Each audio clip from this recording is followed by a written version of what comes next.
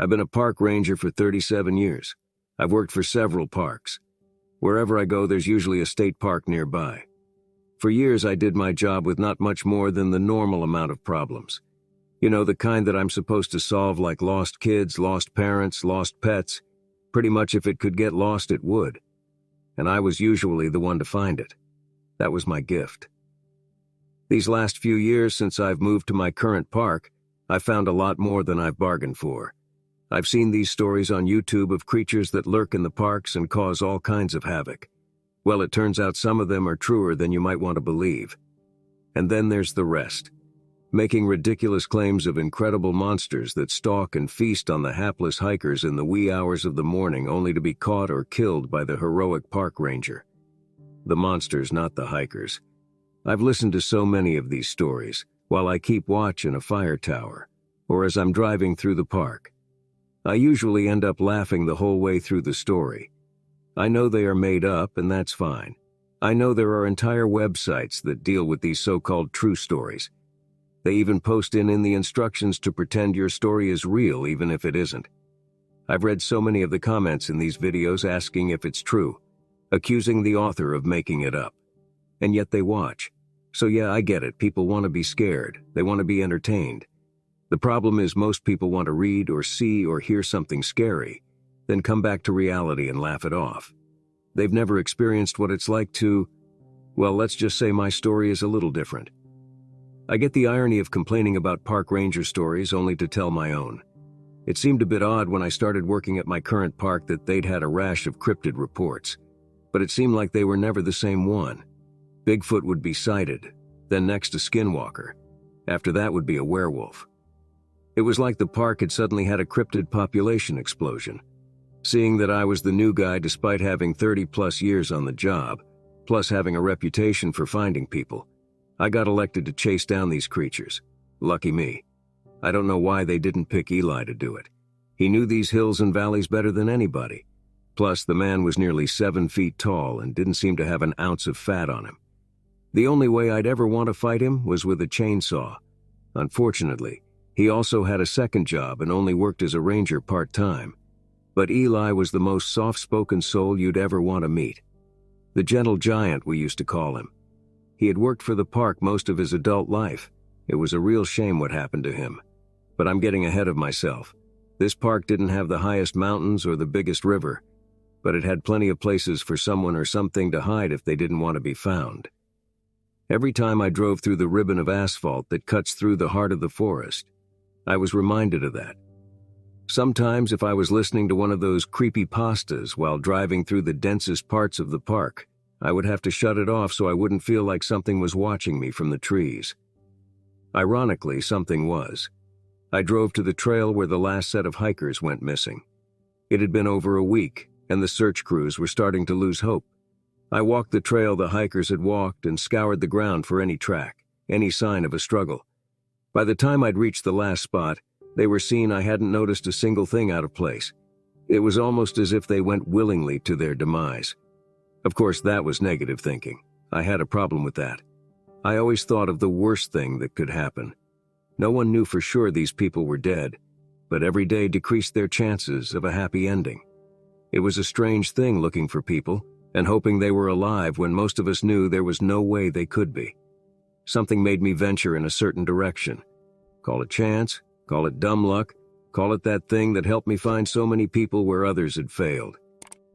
I walked up to an area that was covered in heavy brush, nearly impossible to get through. I pulled out my hunting knife and started hacking away until I had formed my own trail. Thorns and sharp branches tore at me, ripped my uniform, but still I kept pressing forward. Finally, I made it through into a small clearing. That's where I saw it. There was a backpack that had been ripped to pieces and there were spots of blood on it. I immediately radioed for others to follow my path and soon was the center of a bee's nest of activity as they scoured the area for any other clues. Unfortunately, they found some. Off in the corner, hidden from prying eyes, were 3 bodies. They were obviously dead and had been decaying for a while. There were several large bites taken out of each one. I took pictures of the bite marks as well as the victims. Then I started my own investigation. I was no longer looking for the victims. I was looking for the creature who had done this heinous thing. Whatever it was needed to be taken care of. I know as a park ranger I'm supposed to think of the animal's well-being as well as the people who visited the park. But this needed a response that had nothing to do with the safety of the animal. This was about protecting humanity from an apex predator who felt it could kill with impunity. I searched the area for tracks, and once I got away from where the bodies were, and all the rest of the people, destroying any tracks I might be able to use. Maybe I should have waited to call them down until I had gathered my evidence first. I lingered on the edge of the scene and was able to find some decent tracks. Whatever it was massive. I pulled out a tape measure and measured the footprint at over 15 inches. I took some more pictures and then went back with the rest of the rescue crew. It was starting to get dark. I knew I wouldn't find anything right now anyway. We had been tearing through the woods with all the subtlety of a 4th of July parade. Anything that might have been around was scared off by now. I tied a handkerchief around a tree branch and pounded it into the ground close to where the track started, so I would have a good place to begin my track tomorrow. Someone had run back to a vehicle and brought back some body bags. Why anyone would bring body bags to a search party is beyond me, but we carried out the bodies with a good bit of difficulty. The thorns and branches ripped at the bags until they were nearly useless. Only Eli was able to get his body out fairly rip-free by slinging it over his massive shoulder. I know it wasn't the most respectful thing to do, but it got the job done. By the time I got home, I was exhausted. I showered, grabbed a quick bite, and went to bed. In the morning, I felt refreshed and ready to go find this thing. I made sure I had my sidearm on today with plenty of ammo. I carry a .44 Magnum. If I need to shoot, I want to make sure I've got enough firepower. Some regular woodland creatures like a bear could take round after round from a 9mm and just get angrier. The thing I was pursuing was anything but a regular woodland creature. It had gotten the taste for human blood and would need to be put down. That was my goal, not to study it, not to relocate it, but to destroy it. I went back to where the search had ended so tragically yesterday. That's where my mission began. As I looked around the area, something struck me as odd. I remembered putting the branch with the handkerchief on it near where the one footprint was. Only now it had been moved and the footprint was gone. I pulled out my cell phone and looked at the picture I had taken yesterday. Plain as day, there was the footprint. I could see the brush around it. I went to the place that perfectly matched the brush from yesterday. Only the footprint was gone. Was this thing covering its tracks? And how would it know to do something like that? Things weren't adding up. I found where I had placed my marker and started searching the area looking for more tracks. I chose a direction where I thought I saw a faint trail and followed it. Several hundred yards later, there was a clearing. At the edge was a partial footprint. I snapped a picture of the print and the surrounding area just in case someone tried to mess with my directions again. When I started through the field, I heard a sound. It was a long, mournful wail that didn't sound like any animal call I was familiar with. I tried to nail down a direction, but it was difficult with the hills around the area sending echoes all through the park. I got a general feel for where it came from and started off in that direction, knowing there were lots of hollows and caves that would make good hiding spots if your goal was to stay away from people. As I walked, I got the distinct feeling I was being watched. I know lots of people say that in these stories, but after 37 years of doing this, you get a sense about such things. I wasn't sure if this was stalking, dangerous watching, or just curiosity. I do know the feeling didn't go away for a while and the woodland creatures had gone silent and stayed silent for a long time. And then, just as suddenly as if I had stepped through a door, the sounds were back. I stopped and turned around to look at my surroundings. I pulled out my phone and took pictures all around me. Then I took a step back the way I had come and all the noises disappeared. I stepped forward and they returned. I stepped back and they were gone. I wanted to explore and map out this anomaly, but I knew that would distract me from my hunt. So once again I placed a marker on the ground and took a picture of it. As I stepped away from it, I found my mind drawn back to the quiet place. It was strange and unnatural. I wanted to find out all about it. Even my hunt seemed somehow less important. A curiosity about this place was growing in my mind like a sickness. I had to find out. I stopped and turned. That's when I saw it. At first I wasn't sure I had. There were just trees, but one of them had an abnormality, a stump of a branch that had fallen off years ago. Only it wasn't a stump, it was a head. The tree was massive, and this thing was behind it. The color of its head almost matched the tree. The thing that made it stand out was the eyes. It was leaning from behind the tree, staring at me. I don't know if it thought I couldn't see it or if it didn't care if I did.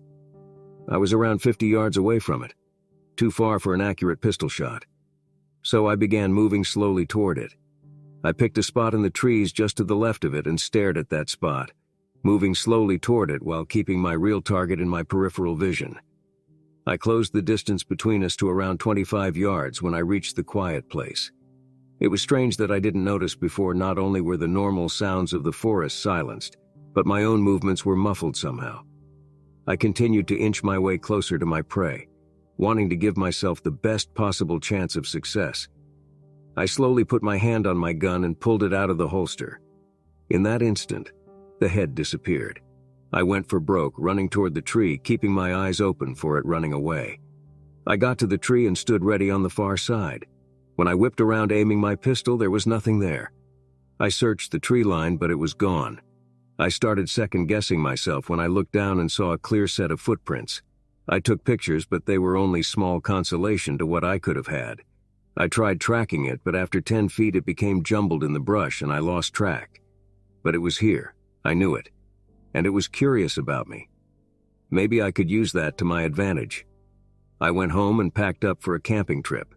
I came back out to the spot I saw it and made camp in a clearing. It was strange to be on the quiet side. I wish I would have set up camp where I could hear the nightly noises of crickets and woodland animals instead of this oppressive silence that made no sense. But I thought if it was quiet, I might be able to hear it approach. I had baited the hook, and now armed with my pistol, hunting knife, and a thermos full of hot coffee, I was hoping it would take the bait. I sat by my small campfire and kept watch. A few hours in, I made a fresh pot of coffee on the fire just to be sure my thermos was topped off. I knew I would be jittery as a June bug tomorrow if I lived that long. I heard a rustling off to my right. In a blink, my gun was in my hand. I pulled out my flashlight and looked when something big stepped into the firelight. I aimed but didn't fire when I saw green instead of brown. Eli was standing there. "Give me a heart attack, will you?" I said, putting my gun in the holster. He stood there silent for a long time like he often did. "What are you doing out here?" he said. "I'm hunting." "Hunting for what?" "For that thing that killed those hikers." He seemed to consider that for a while. "What are you going to do?" he said. "What do you think I'm going to do? I'm going to kill it, stuff it, and hang it over my fireplace." He thought in silence again. "Do you need any help?" "Absolutely," I said. "If I do manage to bag it, I'll need someone your size to help me carry it out of here. Besides, it'll be nice to have some companionship while I'm out here. This silence is driving me about half crazy." He considered that, then found an old log and pulled it up to the other side of the fire. "You want some coffee?" I said. "No, thanks." Then we sat in silence. It was well into the night before either of us spoke again. "I have the tent pitched," I said. "Do you want to take a little rest and I'll call you if I see anything?" He looked at the tent. "No, I think I'll be fine," he said. "What about you?" "I'm good. I just wish this thing would show up so I can get down to business." He pondered that for a while. "Why do you hate it so much?" he said. "Because it killed those people," I said. "That would be enough, but to mutilate them was too much." "So you're willing to get blood on your hands to stop this thing from shedding blood?" "Absolutely." Again, he silently soaked in my answers like a sponge. "Why do you think it kills?" he said after a while. "Well, it doesn't seem to be for food, or we would have found a pile of bones instead of bodies. I think it does it for fun, and that's the reason why I want it dead. Something that big and powerful that kills people for fun is something that needs to be put down." "What about man?" "What about him?" "Man kills for fun. That's not the same thing." "Why not?" It was my turn to be quiet. Eli stood and scanned the area. It wasn't long until it was going to be light. "I think I might have scared it off," he said. "Sorry." "That's okay, I might just call it a night," I said. "Thanks for the company." He nodded, then lumbered off as quietly as he came. I took another drink of coffee and sat there for another 20 minutes, hoping for one last chance to put this thing in my sights. The first gray of morning sky dissolved my resolve. I started packing up when I heard a scream. I whipped around and ran in the direction it came from. I pulled out my gun and my flashlight, flying through the brush toward the sound. I reached it and wished so badly that I hadn't. It was standing there plain as day, huge and covered in brown hair. It was at least 7 feet tall, with claws bared. But it wasn't me it was looking at. There on the ground, laying in a pool of blood, was Eli. I couldn't see his face, and as much blood as was there, I'm not sure I wanted to. The thing looked up at me, then grabbed Eli like he weighed nothing, threw him over its shoulder, and ran off. It was all I could do to get a shot off. I didn't want to hurt Eli, so I aimed low.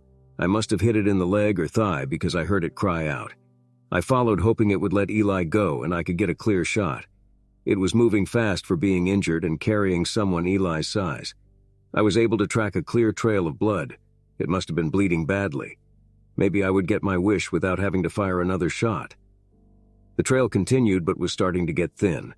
Either it was bleeding out or it had managed to slow the bleeding somehow. The thrill of the hunt was burning in my veins. But I forgot the rule about wounded animals. As I tracked it, the blood suddenly bent in a different direction. I turned, and there it was. You know how in some of the stories in those videos, when the creature sees the ranger, their eyes lock and there's a moment of tension before something happens? That didn't happen to me. As soon as this creature saw me, it ran at me, claws out, showing incredible aggression. There was no doubt it wanted me dead. It slashed at me with razor-sharp claws, knocking the gun from my hand as it ripped at my chest. I spun away from the attack, my shirt ripped open and my chest bleeding. It came at me again as I felt around for my gun. I dove to the side as it stumbled on its wounded leg. I used the moment to find my knife, hoping to even the odds. It wasn't very likely, though. Even wounded, this thing easily outmatched me in size, strength, and quickness. My adrenaline was flowing as I went after it, slashing with my knife and connecting with its face. It roared in pain as it dove at me again, arms wide to prevent me from escaping. It brought the arms together in a vicious slashing motion that tore into my shoulder. I went down hard, still holding my knife, but it wasn't giving me time to recover. It grabbed me and lifted me up, squeezing me in a bear hug. I could feel pops and snaps in my back. I knew I was done for. I did the only thing I could think of. I kicked as hard as I could into its leg wound. It dropped me as it screamed in pain. I found my knife and buried it in the thing's chest. It stopped as though all resistance was gone. It fell forward in a heap, gasping on the ground. I rolled it over and pulled my knife out, bringing a lot of blood with it. I stood triumphant over it for a long moment. It held up a hand in a weak motion I didn't understand. My mind screamed at me. Where was Eli? I ran around desperately searching, ignoring the pain in my chest and shoulder. Twilight bathed the land in blood red, making me fear even more what I would find if I could even find him. I began entertaining the idea that it had thrown him over the side of the cliff. I stopped to rest. I was sucking air badly. I looked down at my chest wound and knew I needed to get the bleeding stopped. But I had to find Eli first. Desperation crept in when I noticed a patch of green that didn't quite match the brush. I limped toward it, and relief washed over me as I saw the ranger uniform. I collapsed beside him. He was laying face down, and I wasn't sure I wanted to see his wounds, but I had to. I rolled him over with surprising ease and gasped. He had no face. It wasn't ripped off or anything like that. He just had no face because he was a dummy. I ripped open the uniform and found stuffing. I picked him up, and he felt like a pillow. Realization hit me like a sledgehammer. I limped back to the creature. It was barely breathing. I reached to its head and grabbed a fistful of hair. I ripped upward and the face came off. I stared down into eyes full of anger. Eli's eyes. As comprehension dawned, I asked the only question. Why? He gurgled blood, unable to speak, but trying anyway. Fun. He smiled, blood running from his mouth as red air bubbles formed. He stared at me as the light faded from his eyes. I collapsed to the ground beside my coworker, who I had called a friend for the last 3 years. I wondered if I had ever really known him. It took me a long time to patch myself up enough to limp my way back to the ranger station. It took even longer to get patched up and back to normal, but the longest it took was getting over what Eli had done. I found out later during the investigation that he had been in a mental hospital for most of his childhood, that his schizophrenia had been diagnosed and treated. They truly thought he was stable. It turned out he had been hunting in his Bigfoot costume for years. It was only recently that he had begun to kill. I keep thinking back to the last conversation we had, and especially to the last word he said when I asked him why. Fun. I'm posting this in hopes that others might understand what happened to the man I thought I knew, I thought was my friend. I know I don't.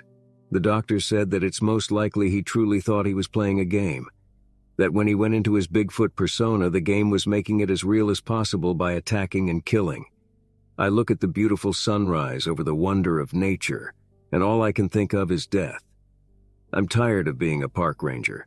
I'm tired of hearing the stories of creatures and killing. I wonder how many of them could be someone like Eli, just playing a game. That's all for now. Please leave us a comment and tell us what you think. Please also like and subscribe. Thank you.